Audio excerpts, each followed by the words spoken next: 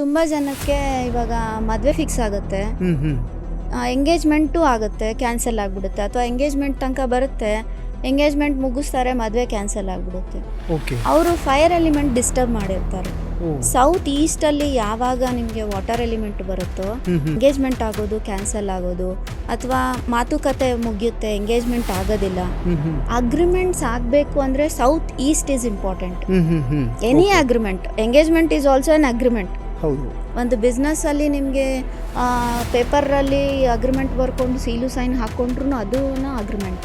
Okay so ಅದೂ ನಿಮಗೆ cancel ಆಗಿಬಿಡುತ್ತೆ. ಅಗ್ರಿಮೆಂಟ್ ಆದ್ರೂ ನಿಮಗೆ ಅಮೌಂಟ್ ಬರಲ್ಲ, ಕ್ಯಾನ್ಸಲ್ ಆಗಿಬಿಡುತ್ತೆ.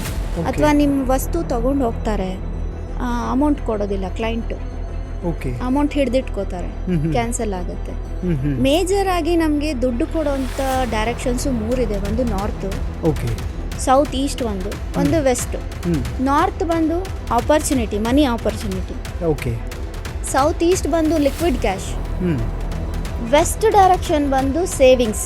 ಓಕೆ ಈ ಮೂರು ಡೈರೆಕ್ಷನ್ನು ಮನೆಯಲ್ಲಿ ಪರ್ಫೆಕ್ಟ್ ಆಗಿದ್ದರೆ ಓಕೆ ದುಡ್ಡು ಆಪರ್ಚುನಿಟಿ ಬರುತ್ತೆ, ಒಂದು ಲಿಕ್ವಿಡ್ ಕ್ಯಾಶು ಬರುತ್ತೆ, ಸೇವಿಂಗು ಆಗ್ತಾ ಇರುತ್ತೆ, ದುಡ್ಡಿನ ತಾಪತ್ರಯ ಇರೋದಿಲ್ಲ. ಓ ಈ ಮೂರು ಡೈರೆಕ್ಷನಲ್ಲಿ ಡಿಸ್ಟರ್ಬೆನ್ಸ್ ಇದ್ದಾಗ, ಹ್ಮ್ ವಾಸ್ತು ಪ್ರಾಬ್ಲಮ್ ಇದ್ದಾಗ ದುಡ್ಡಿನ ಪ್ರಾಬ್ಲಮ್ ಅಂತ ಗೊತ್ತಾಗುತ್ತೆ. ಓಕೆ